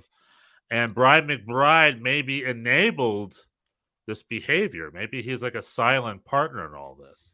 Because there are reports that Claudio Reyna tried to influence the U17 coach back when Gio was on the U17 team. And turns out Claudio, I guess, has always been a presence. Has always been a soccer dad presence. And apparently Brian McBride... we don't know anything, but maybe they got rid of him simply because he didn't really do his job, which would have been to deflect Claudio Reyna's presence. And seemingly he didn't do that, I think. Maybe Brian McBride's getting a little blame on all this whole fallout of U.S. soccer. Maybe they're putting it on Brian McBride's shoulders. Maybe that's what we're seeing here. Or this is because there is that moment in a WhatsApp. Yeah, you go. Oh yeah, I was going to say along the same lines. Maybe this is like a tit for tat. It seems at this point difficult to imagine Greg Berhalter being back, right? Like after all this now, it's hard to imagine a world in where they're like, all right, here we looked at we did the investigation, and maybe this was a little bit of like both sidesism, that now that Greg's not back, then Brian McBride, they obviously can't fire Claudio Reyna. He doesn't work for them currently, but and so maybe that was a little bit of like everybody fucked up, so everybody's gone. Yeah, like I don't know what his job is either, but definitely his job would be when Claudio Reyna calls him to be like, hey, man, my son's not getting playing time. As general manager, I'd be like, you need to leave the coach alone and let him do his job. Like, I know we're friends. We played together. But, as professionals, we should know to leave them alone. I don't know. Shouldn't you? Like, if in other fields, wouldn't you know that? If you're an expert on something, you know how things work. So if you're an expert on soccer, you know that his kid just needs to go play and practice. Like if I'm Brian McBride, I'm like, tell your son to put his nose down and focus and come with a positive attitude. That's all you need to be doing. You don't need to call Greg. You don't need to do anything else, right? That's what Brian McBride's job should have been. probably, right? That's part of the job. And maybe he didn't do that, and maybe that's why he's being punished for it. Yeah. If you had to give a job description to general manager, that's part of it, maybe. I suppose. I mean, we're going to get this is not over, right? Because there's a commitment to transparency. There's an investigation ongoing. We're going to hear about it. There's going to be another round, right? Of who told what to whom at what point, and what did it all mean, and what is it, it's clearly what's Ernie's role in all this? Right. Because they're all friends, right? They're all friends. Yeah. So no one's everybody's talking to Claudio. Like people are taking his calls, probably. They're all friends. And yeah, I don't know. All three of these guys were on all three of these guys were on the 98 and 02 roster. And then Claudio and Ernie.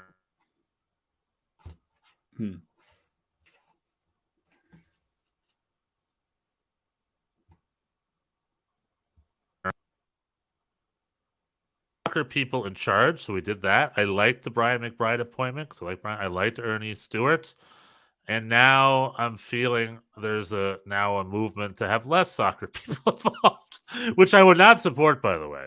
I think we need to keep the soccer guys in. We just need to keep them in line. We just have to be. Well, it just can't be. It can't all be. Carlos Bocanegra is involved too, and he's god awful. They just have the worst players involved. Like, what's next? Chris Klein's going to go be the general manager of the U.S. soccer or something.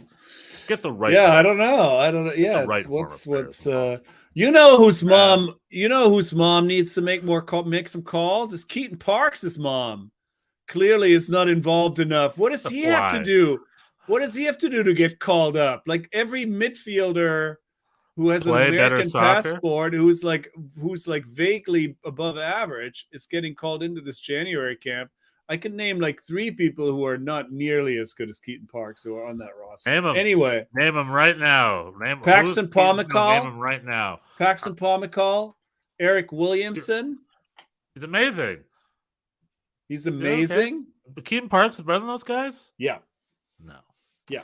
Paxton Pomykal was the future U.S. soccer 2 or 3 years ago, and then he went. Yeah, what is he got done injured lately? Or something? I don't know. But I honestly have no idea because MLS has 50 teams, so it's hard for me to follow each team week in and week out. But I know Paxton Pomakal's down at FC Dallas. FC Dallas got a lot of good stuff going on. They got their Paul Areolas going on. They got their former Ricardo Pepe's going on. They got their Jesus Ferreira's going on down there. They got their Matt Hedges going on down there, right? There's a lot of good stuff going on in FC Dallas, and Paxton Pomykal is one of those. Don't defend it. Don't defend it. But yeah, I don't know. We'll see. Speaking of U.S. soccer, has Keaton Parks' mom. Call to Keaton Parks' mom to get more involved. That's what we're learning. His parents, I don't know who they are. They need to make some. No, we're learning the opposite. They need to get involved. They need to get involved. No, they don't need to get involved. I disagree. Stefan Schnitzel disagrees. Get less involved. Keaton, just play, do your thing.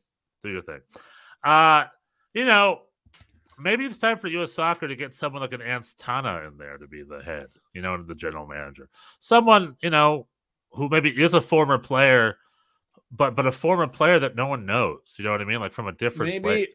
Maybe get some people who have not all stayed in the same room in college together. Just like it's fine. Right, it's fine exactly. It's fine if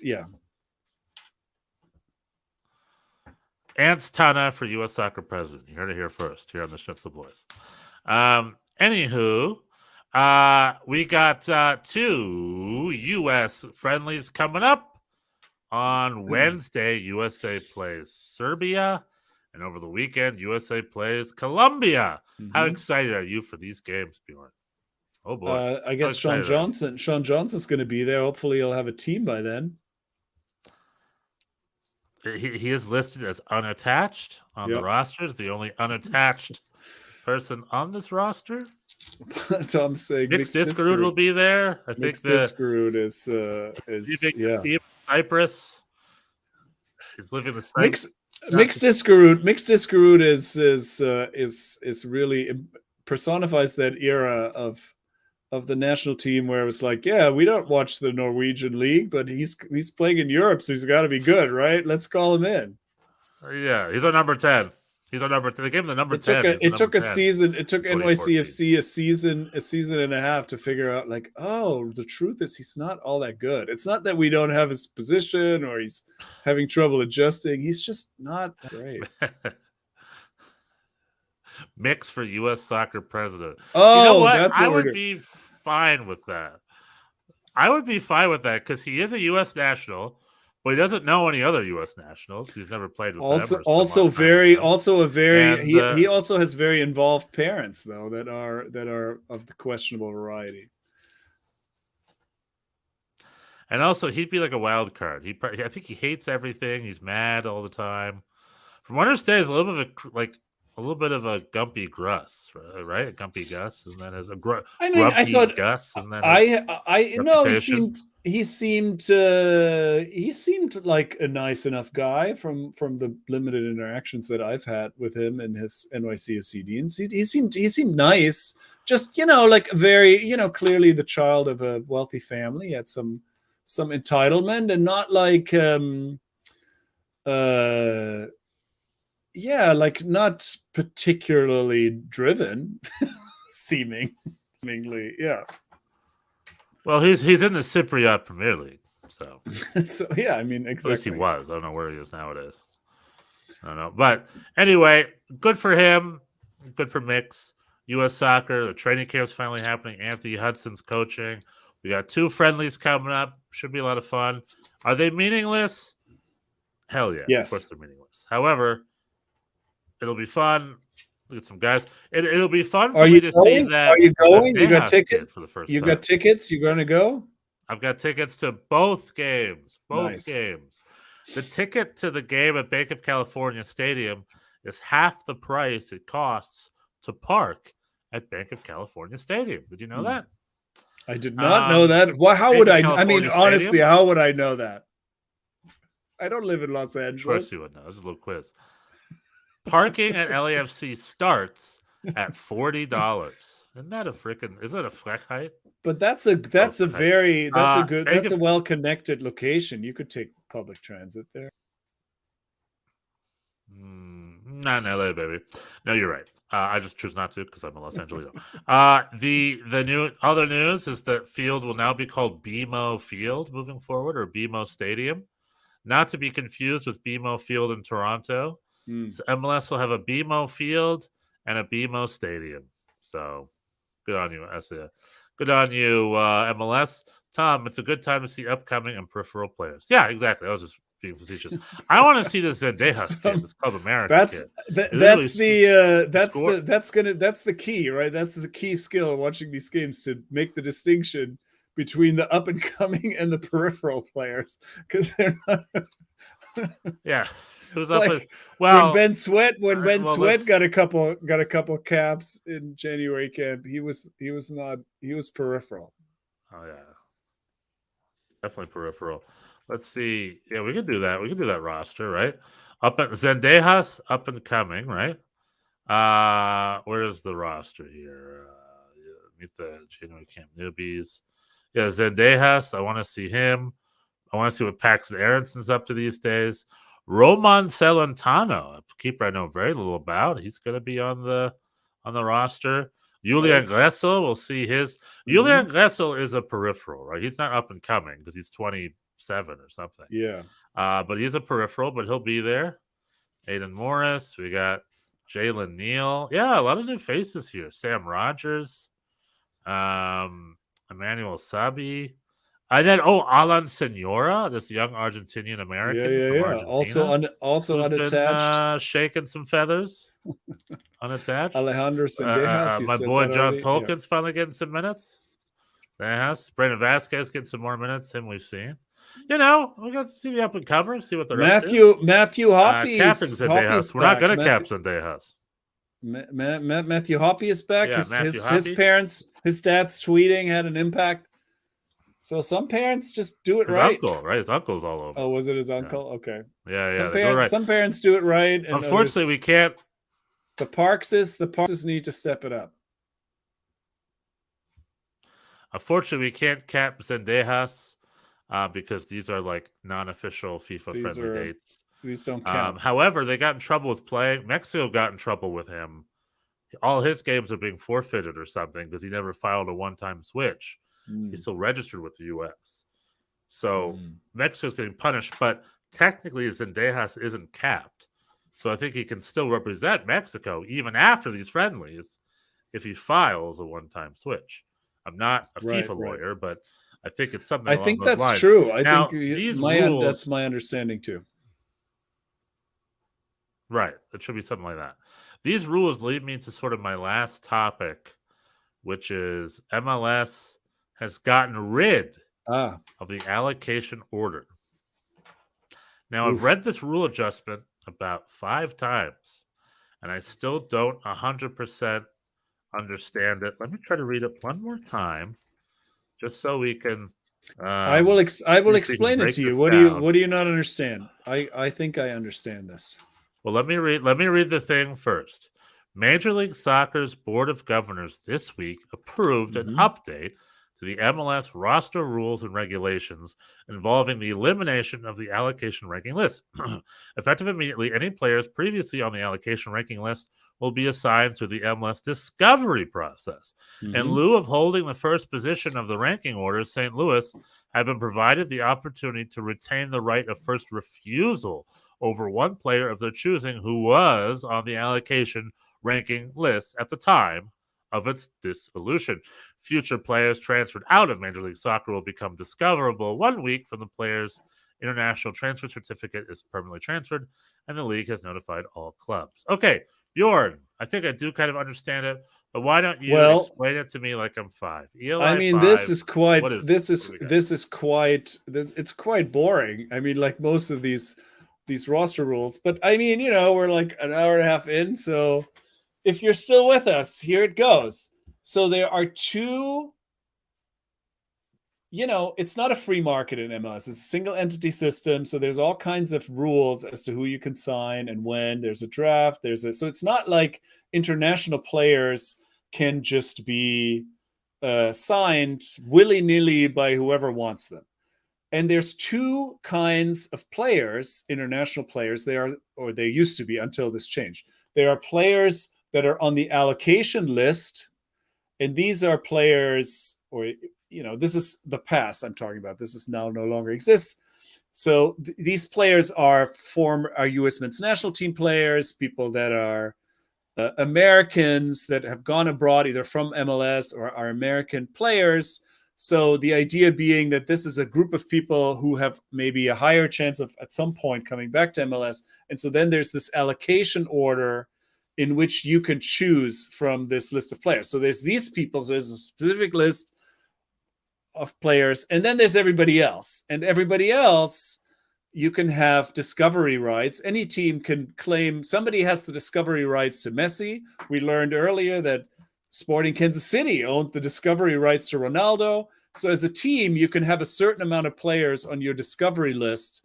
And so that means if those players decide to come to MLS, you have first dibs, you have the discovery rights, and any other team that wants to sign these players has to deal with you. They have to give you compensation or whatever. So it used to be there's an allocation list and there's everybody. So that's a specific group of players. And then there's a discovery list, which could be anyone. And now this allocation list is over. And so these people can be on the discovery list of any team, just like everybody else. And St. Louis, because they're new, they got to pick one, and they picked Josh Sargent off the allocation list. So whenever Josh Sargent decides to come back to MLS, if and when, St. Louis FC has first dibs, and they're going to figure it out. I hope I explained this in a timely manner that was still sort of made sense and did not make you want to shoot yourself listening to it. I don't know if I succeeded. Well, I didn't want to shoot myself, but it wasn't because of your explanation. Your explanation is correct. The reason I bring it up is because I brought up before, but MLS is just quick. Everything's quicksand. Instead of blowing it all up and simplifying everything, they're just making everything more and more and more and more and more complicated. And it's like, dude, what is the point? So, although you were correct, most of everything you said was essentially an illusion, because to even get on this allocation list, there were like exceptions, like when Jermaine Jones was signed by New England via a blind draw that happened in the office. It's very clear the league is just trying to control who goes where without the clubs having much of a say in it. Holdover from a long time ago. And the discovery list, the allocation list, now the discovery list just has people put claims on players they haven't signed. It's bonkers. So if I'm Inter Miami and I want to sign Cristiano Ronaldo, I'll sign Cristiano Ronaldo if I have the money for it. Sporting Kansas City is not going to get in my way. I'll throw them a few Garber bucks and they'll give me the thing. But all this is doing is just making it ridiculously more complicated, isolating the fans and alienating them, rather. And it's not actually providing any sort of parity.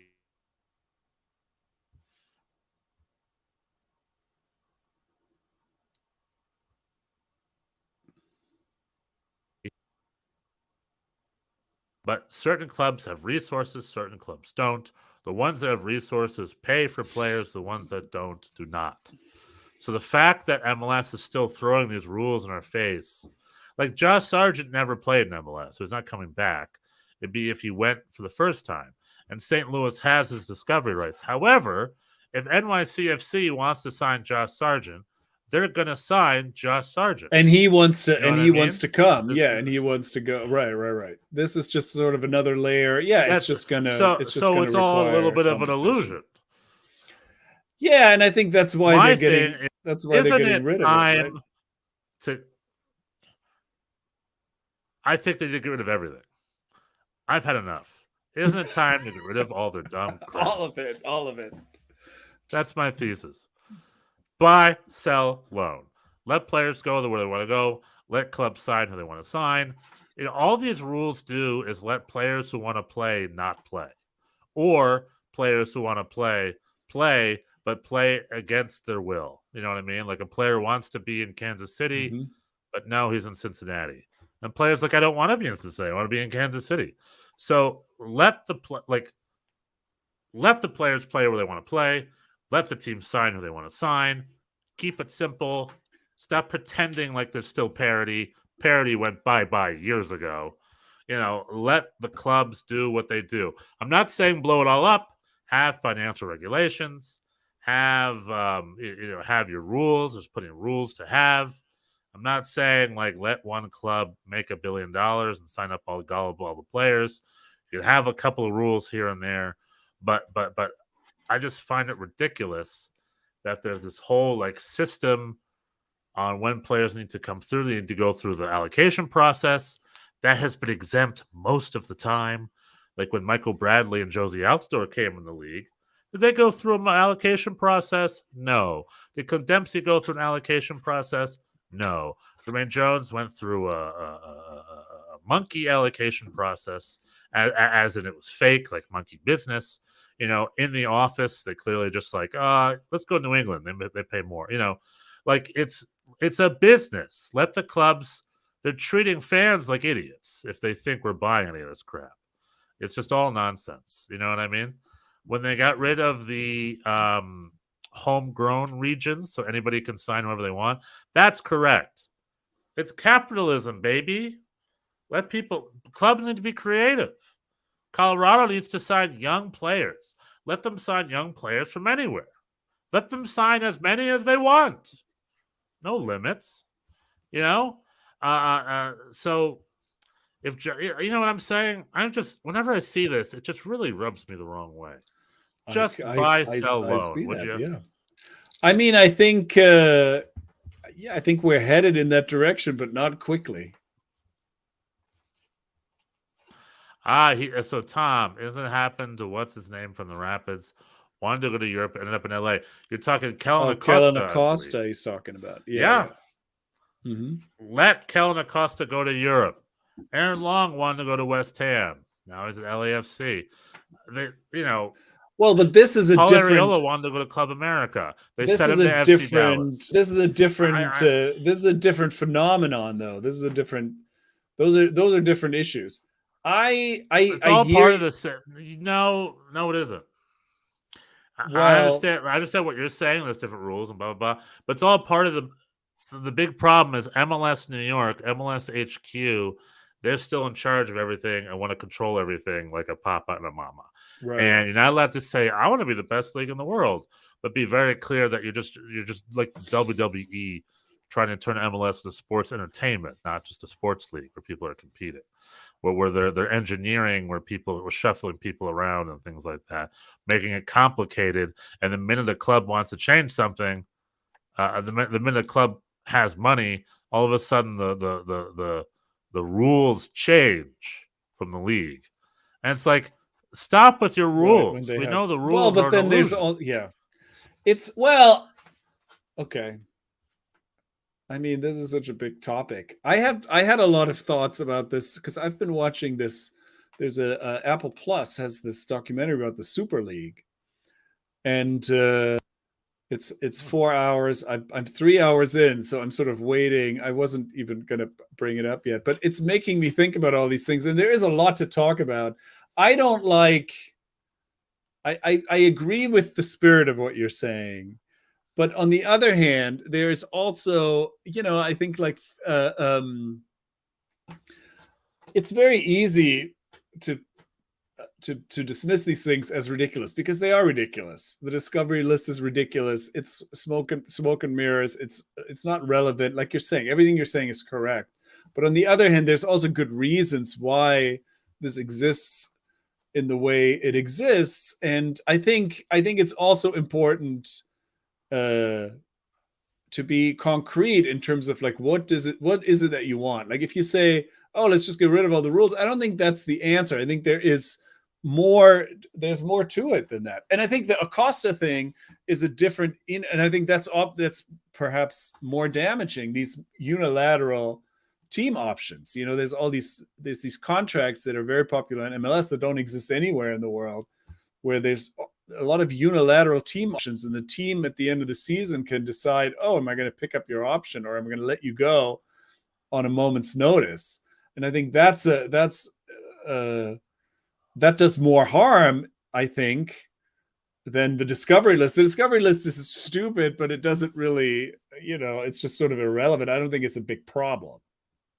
I guess what you're saying is Alexander Collins should be paid what he's deserved.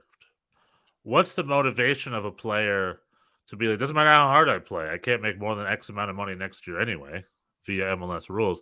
I can only make 10% more money. Alexander Collins was a great defender of the year. Any club, if NYCFC doesn't want to pay him, any other club should have the rights to pay him. He's a player, deserves to get paid what he's worth. The fact that these rules are in his way, the fact that only other clubs by law or by MLS law can only pay him the same salary is anti-competitive. It's nonsense. What would be his motivation to then be even better next year? What would anybody else's motivation to be as good as Alexander Collins? But that's yet another. Let them earn their worth. But that's a different rule again. Yeah, no, agreed. Sure. But it's related to what I'm talking about.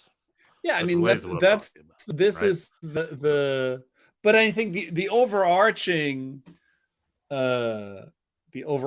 issue is that this is all it's a single entity ownership, and that's in place to protect these teams from financial difficulty. And now you can say, okay, this is all stupid, and it is, and it definitely holds back competition. But then you compare this to Europe, where it's a free-for-all, and everybody is in financial trouble. Well, most teams are sort of on the edge of insolvency at all times, and that's why teams come up with these schemes of super leagues and more predicted. They would love that level of financial predictability, and this is in countries where these teams are never going to fold. They will always survive, even when they go bankrupt, because they have so much support. In this country, teams could die, could fold left and right. So that's just my counterpoint. I think these are very complex. Yeah, you're using listen. the slippery slope argument. I understand what you're saying. I get it. I think it's. I'm I think not there. saying, I I think mean, there. I'm That's just saying, I'm why. just That's saying why this re-engineer all. the rules. That's why this is. That's why this all exists. And I think everybody, even most people that you talk to, even Don Garber, actually, I had this conversation with at an event, and he agrees in theory with most of these things. The question is, how do you change it, Hold and up. what point? Hold up. You said you had a conversation about player rules with Don Garber at an event. It and he wasn't agreed with player you? rules. It wasn't player Expand. rules. No, this was like this was like years ago. This was an NYCFC event.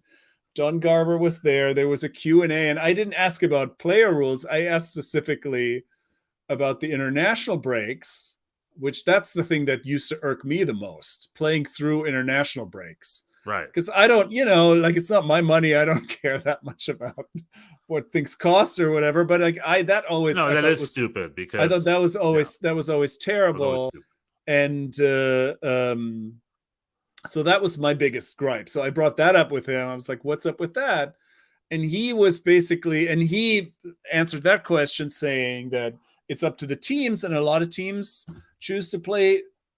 They changed the rules to now make it up to the teams. And I think now under the Apple deal, I think this is probably even going to be more. We'll have to see. I guess actually we could see now that the schedule is out. I haven't studied it, but anyway, they changed the rules. He said it's up to the teams whether they play through it, and some teams choose to play through it because they'd rather have a home game in the summer rather than having another game in February where nobody shows up. Like, there's usually some kind of reasoning behind that. And he then expanded that, like, there's a lot of these things that the league has in place, and he was mentioning, roster rules, etc., that definitely need to be modernized and they need to be changed. But there's also, it's always a question as to how fast and when and blah blah blah blah. But, and I'm not like a league. I guess I do find myself like a defender of the league in that sense, because, obviously people are always very ready to rag on MLS and everything is stupid and the rules are arcane. And I think that's all true to some extent. But at the same time, they have also grown. They've been quite successful where no one else has had any success. So I think we also, to some extent, they deserve the benefit of the doubt. There are reasons for these things, and even though they are stupid, and the Discovery list is probably the stupidest that's now left, and probably also will go away soon. But the reasons are from a long time ago. Yeah. MLS financial stability is fine. We haven't had to get rid of a team until the courts told us to get rid of Chivas USA. We haven't had to financially get rid of a team since 2001. I'm saying that what I'm saying is we're struggling, just like in Europe. I hear so many people being like, "That's why European football is dying. It's dying." I'm like, I don't know, man. I see European football, record TV audiences, and like, I don't think European football is even close to dying. At the top, things are going very well, but in the lower leagues, they're not. The leagues that are not the top 5 leagues are struggling with a little bit. With the lower leagues are the same they've always been. I don't know. The lower leagues. I will have all the revenue comes from ticket sales. I will have more to say about this in a future episode when I'm done with the Super League thing, because I have a list of things that I wanted to look into. But anyway, so to be continued. All I'm trying to say here, I understand what you're saying. I'm not saying blow up. Like, all I'm saying is Project Restart, re-engineer it, because the whole point of competition is that we understand the rules.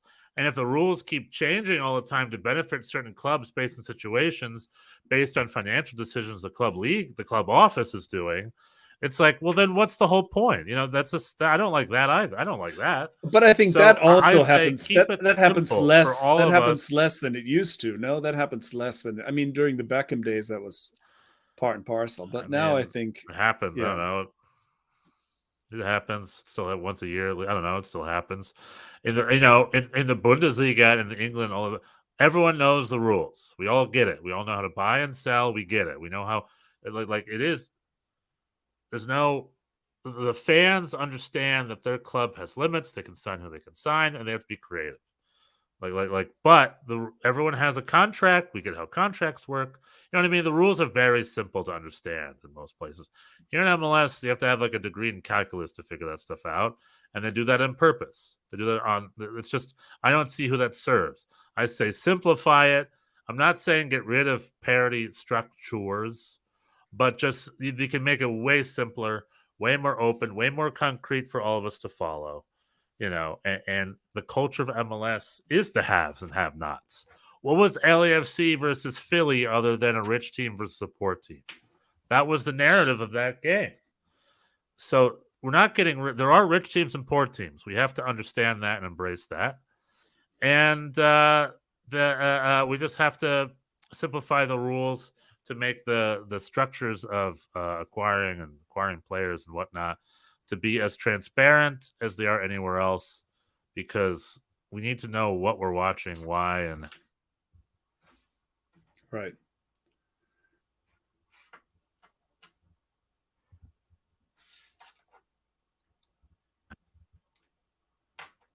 So I think that's just a simple rules process. I think all that serves is the illusion of parity, which is an illusion. Yeah, I think the discovery process. Colorado has the same. Yeah. I think the discovery process is pretty universally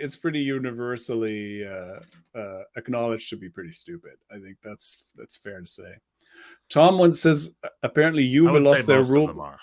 Juve lost their rule book on financial conduct. They just got punished by financial fair play. Yeah, or is it? Listen, like I said, I just watched that Apple TV show. Or is this like UEFA President Schäfer getting back at Agnelli for backstabbing him with this Super League situation? So this could be personal. I don't know. I'll talk about this more in a future episode. But Juventus were caught cooking their books. They're fine, like all their but everybody is. I mean, well, this is a whole other financial fair play. That's if you want to talk about smoke and mirrors rules, illusions, and scams, and you're honing in on MLS. Then financial fair play is that times 97. Like that is a charade of a process. So anyway, don't get me started. Yeah, I agree. We're pushing 2 hours here. It's 2 podcasts. The Germany podcast was long, but it deserved it because it was a return to the Bundesliga. This US podcast will be a little mini-sode. We're going to end it right here, right? Okay. Sounds good. Tom, thanks for being here. Thanks for joining. Yeah, we have an interactive chat here. You can always join us every Monday night. Parties at the Schnitzel House. USA, Germany. Tschüss, auf Wiedersehen, bis nächste Woche.